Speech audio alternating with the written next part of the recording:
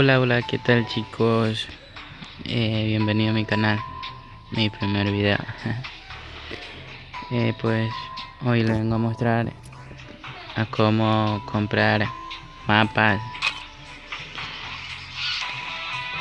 escáner o token del tesoro.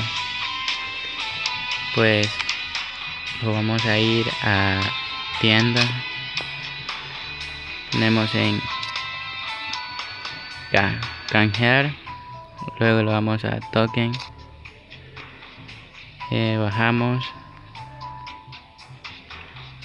en la parte de aquí les va a aparecer las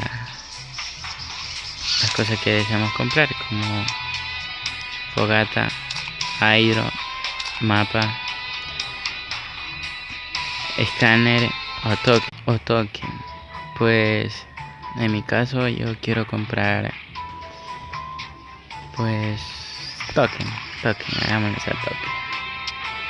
Damos aquí y si queremos aumentar le damos en más o en menos. Yo no me voy a comprar esto, 15 token, tarjeta, y revisamos y tengo por 20 días,